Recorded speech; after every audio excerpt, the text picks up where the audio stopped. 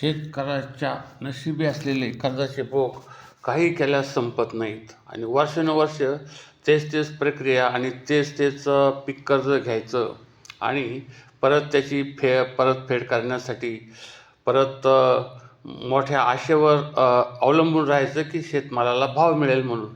आणि शेतमालाचे भाव जे असतात ते अचानकपणे कोसळले तर पुन्हा ते पीक कर्ज तशाच पद्धतीने वाढत जातं. आता यामध्ये एक झालं, एका शेतकऱ्याने 18 लाखाचं कर्ज घेतलं होतं आणि शेवटी त्या कर्जाची रक्कम एक 2-3 वर्षामध्ये 5 वर्षामध्ये साधारण 40 लाख रुपयेपर्यंत वाढली. आणि मग यावर उपाय काय? प्रथम हे कर्ज का घ्यायची पाळी येते आणि यावर उपाय काय? तर यामध्ये एक वन टाईम सेटलमेंट म्हणजे एकदाच काय त्यांचं जे कर्ज असेल शेतकऱ्याचं ते काय मागचं पुढचं जे असेल ते एकदाच जर संपवलं तर हा प्रकार येणार नाही. आणि हे संपवण्यासाठी तुम्हाला शेतकऱ्यांना कमी भावात शेतीमाल विकण्यापासून संरक्षण देण्यासाठी म्हणजे शेतकरी जेव्हा कमी भावामध्ये आपला मिळेल त्या भावामध्ये माल विकतो त्यापासून संरक्षण देण्यासाठी वेअरहाऊस रिसीट कर्ज हा एक प्रभावी पर्याय आहे. म्हणजे केंद्रीय जो आपले जे मंत्री आहेत त्यांनासुद्धा असंच वाटतं आणि आपल्या महाराष्ट्र सरकारने देखील हाच एक प्रकार केला पाहिजे. म्हणजे की शेतमालाचा जो बाजारभाव आहे तो वेअरहाऊस रिसीट यामध्ये करायचा, ही एक योजना आहे. आणि या समजा शेतकऱ्याचं जे माल आला असेल, समजा गव्हाचे 50 पोते आले तर त्या 50 पोत्यावर कर्ज द्यायचं शेतकऱ्याला की काय एक या भावाप्रमाणे. आणि जेव्हा गावाला जास्त भाव प्रमाणात येतील त्यावेळेस ते गहू विकून टाकायचे. म्हणजे अशा प्रकारचा जो वेअरहाऊस रिसीट हा जो महत्त्वाचा मुद्दा आहे तो खूप महत्त्वाचा आहे. कारण जेव्हा शेतकऱ्यांचा बाजार होतो, जेव्हा शेतकऱ्यांचं पीक काढलं जातं आणि ते तयार होऊन बाजारात येतं तेव्हा भाव ऑटोमॅटिकलीच पाडले जातात आणि मग शेतकऱ्यांचं कर्ज ऑटोमॅटिकली वाढत जातं. कारण हे हातात तोंडाचा घास हा काय एकतर तोंडात जात नाही किंवा एक नाकालाही लागत नाही, म्हणजे असा प्रकार हा होऊ शकतो. आता दरवर्षीच हा प्रकार चाललेला आहे की शेतकऱ्यांचं कर्ज माफ, परंतु नेमकी काय प्रक्रिया आहे हे एकदा आपण बघूया. त्यानंतर एक महत्त्वाची गोष्ट काय, ज्या शेतकऱ्यांना की 2-2.5 एकर शेती आहे, फक्त जास्त नाही ती, मग अथवा सीमांत शेतकरी म्हणजे छोटे जे शेतकरी असतील ते केवळ धान्यावर अवलंबून राहू शकत नाही. कारण दुसऱ्या वर्षी त्याला बियाणं घ्यायलासुद्धा पैसे नसतात.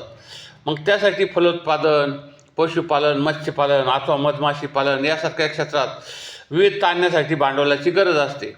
पण भांडवल बहुतांश लोकांकडे नसतं, ते केवळ अनुदानातून मिळवणं असंही त्यांनी असंही म्हणजे प्रकार आहे. हे भांडवल असतं किंवा हे कर्ज मिळवायचं तर शेतकऱ्यांच्या बँकेच्या शाखापर्यंत जायचं तर 8-10 किलोमीटर पायपीट करायची.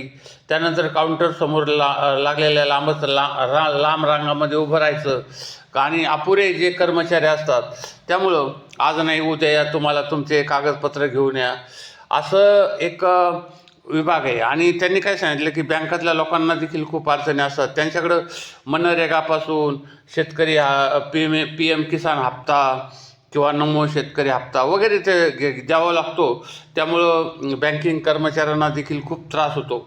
तर हे बँकिंग व्यवस्थेसुद्धा पुनर्विचार झाला पाहिजे असंही लोक म्हणतात. असे लोक म्हटले म्हणजे याचा अर्थ असा होतो की शेतकरी तुमच्याकडे कर्ज मागायला आला म्हणजे शेतकरी काय भिकारी आहे?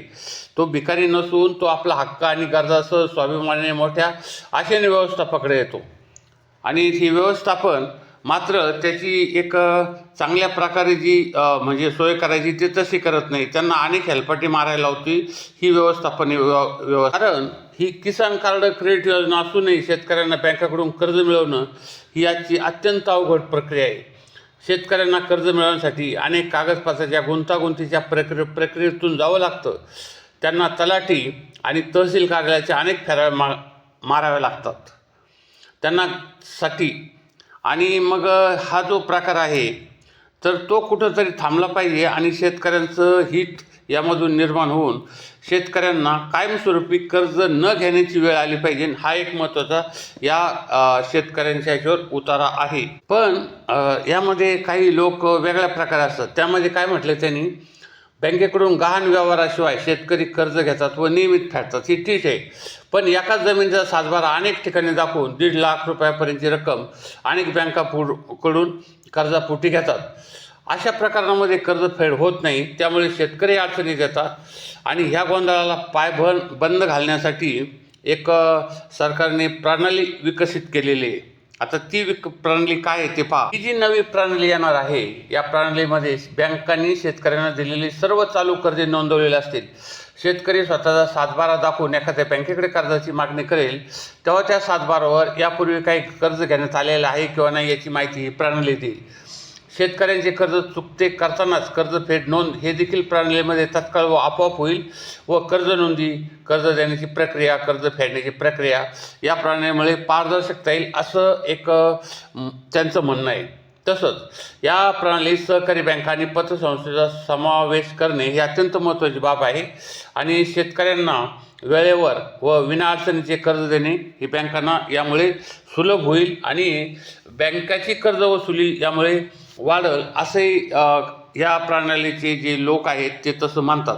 शेतकऱ्यांना शेतीची मशागत, बियाणं, खतं खरेदी करण्यासाठी आणि इतर काही किरकोळ गरजा असतील म्हणजे त्यासाठी अल्पमुदतीचे पीक कर्ज हे पुरवतात बँका, त्यासाठी कर्ज देतात आणि ह्या कर्जाची मर्यादा साधारण 1.5 लाखापासून पुढं असते आणि हे कोणतंही तारण वगैरे काय नसतं. केवळ सातबारा उतारा दाखवला की म्हणजे हे कर्ज मिळतं आणि यापेक्षा जास्त जर कर्ज मिळायचं असेल तर जमीन तारण ठेवावी लागते आणि यामध्ये पिकाचं जे असेल त्यानुसार वेगळं त्या कर्जाची रक्कम असते.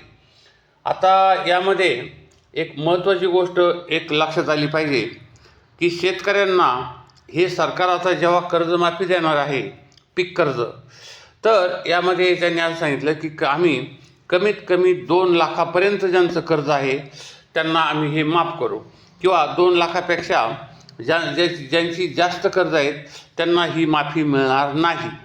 म्हणजे असा त्यांनी एक आकडा ठरवलेला आहे. आता हे जरी ठीक वाटत असलं तरी जे यामध्ये गब्बर मोठे लोक यांनी खूप मोठमोठे कर्ज घेतलेले असतात आणि त्यांच्यामधून सुद्धा त्यांना 2 लाख रुपयाची ही कर्जफेड होणार आहे. म्हणजे सर्वसामान्य शेतकऱ्यांचा यामध्ये जसा थोडासा फायदा होईल त्यापेक्षा जास्त फायदा ह्या मोठ्या लोकांचा होऊ शकतो. म्हणजे मोठे जमीनदार, बागायतदार वगैरे लोक आहेत अशा लोकांचा, कारण ते सवलतीसाठी नेहमीच आघाडीवर असतात. आणि त्यामध्ये एक विशेष महत्त्वाचा मुद्दा असा आहे की सरसकट हा विषय केला की 2 लाख रुपये हे मोठमोठे जमीनदार किंवा मोठमोठे शेतकरी यांना याचा फायदा घेता येतो. तर ही कर्ज मर्यादा कमीत कमी 5 एकर म्हणजे 2 हेक्टर जमिनीपर्यंत असणाऱ्या शेतकऱ्यांनाच देण्यात यावी, अन्यथा इतर शेतकऱ्यांना देण्यात येऊ नये. या पद्धतीचं जर केलं तर शेतकऱ्यांच्या दृष्टिकोनातून याचा फायदा होईल. आणि एक दुसरी महत्त्वाची गोष्ट असं की तुमची वेअर हाऊस जी योजना आहे तर ती योजना केली की शेतकऱ्यांचं पीक निघालं की लगेच तुम्ही शेतकऱ्यांचं जे असेल ते त्यांच्याच घरामध्ये असू द्या किंवा कुठेही असू द्या किंवा तुम्ही त्याच्यावर ताबा मिळवा आणि त्याचं जे रिसीट द्यायचं ते रिसीट देऊन शेतकऱ्यांना खरेदीची हमीची काही रक्कम दिली तर शेतकऱ्यांच्या पुढे हे बाजारभाव पडल्यानंतर अल्प मुदतीत किंवा अल्प किमतीत हा माल विकण्याची वेळ येणार नाही आणि दरवर्षी हे तुमचं आम्ही कर्जमाफी करणार म्हणजे हा जो नारा आहे तोही बंद होईल. शक्यतो म्हणजे शेतकऱ्यांच्याला कायमस्वरूपी म्हणजे वन टाईम सेटलमेंट करणं हे अत्यंत महत्त्वाचं आहे आणि ते केलं तर मग पुन्हा शेतकऱ्यांकडं अशी काही वेळ येणार नाही आहे की कर्ज माफ करा वगैरे किंवा काय करा म्हणून. तर शेतकऱ्यांचं जीवन जे जगलेले आहेत त्यांना ते माहीत आहे. की आम्हाला माहिती आहे की आम्ही शेतकरी आहोत आणि शेतकरी असल्यानंतर दुसऱ्या वर्षी आमच्याकडं बियाणालासुद्धा पैसे नसतात साधारण, किंवा आमच्याकडे एक पायलीभर किंवा 4-5 किलो जर बियाणंसुद्धा आमच्याकडं नसतं, कारण सर्व धान्य वगैरे ते खाऊन पिऊन हे करून खर्च करून काही शिल्लक उरत नाही आहे आणि कर्ज आहे ते तसंच राहतं.